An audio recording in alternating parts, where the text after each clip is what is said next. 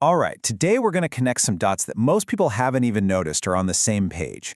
We're talking about everything from the flickering lights in your house to the explosive future of AI. And trust me, the link between them reveals a hidden crisis and a solution that is straight out of science fiction. Let's get into it. Yeah, you heard that right. This isn't some problem for the future, it's happening as we speak. The actual quality of the power flowing through your walls is getting worse. And the culprit, the reason for this growing instability, is kind of ironic. It's the very technology that's supposed to change our world for the better, artificial intelligence. So let's start with the problem itself, because it's probably not what you're thinking. This isn't really about blackouts, not yet anyway. It's about something much sneakier, a subtle, hidden crisis in the quality of our power that has some very real and very annoying consequences for all of us. Okay, so take a look at this. On the left, you see what power is supposed to look like coming out of the wall socket. It's a perfect, clean, smooth 60 Hertz wave. But on the right, well, that's the reality for anyone living near a big AI data center. Those ugly, jagged waves, they're called harmonic distortions.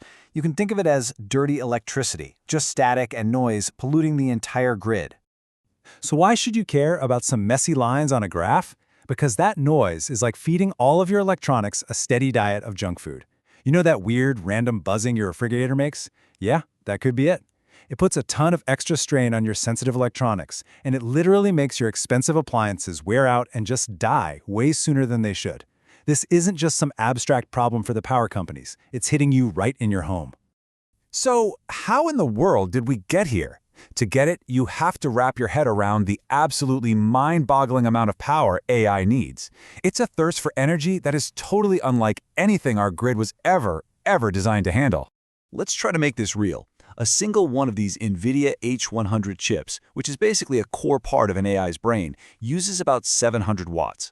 To put that in perspective, that's like running a small air fryer at full blast. Now just picture a data center with tens of thousands of those air fryers all running, non-stop 24/7. That's what it takes to train just one AI model. And this is exactly why the demand is just exploding. I mean, look at this chart. The leap from training GPT-1 to GPT-4 wasn't just a step up. It was a jump to another planet.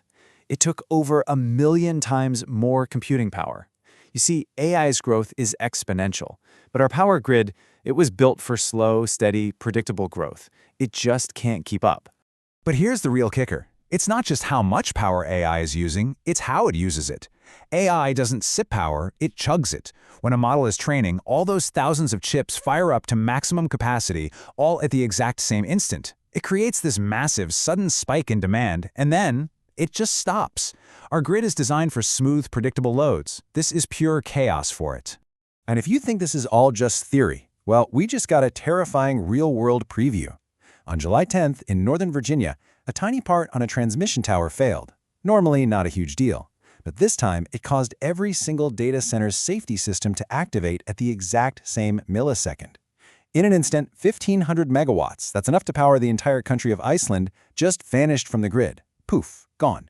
The whole system nearly tore itself apart trying to stabilize. Which brings us to the really big question. We can't just build more power plants. The problem isn't just the amount of power, it's the shape of the demand. It's totally incompatible with how our grid works. So how do you possibly solve a problem that is fundamentally exponential?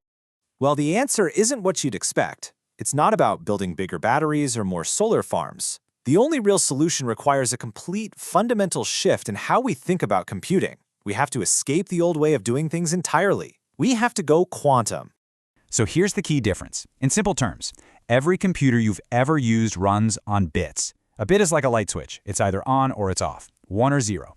To solve hard problems, we just build billions of tiny light switches and flip them incredibly fast. It's brute force, and it burns megawatts of power. Quantum computers use qubits, and a qubit, it can be a 1, a 0, or kind of both at the same time. Now, this weird both at the same time state is called superposition, and that is the secret sauce. It's the magic trick.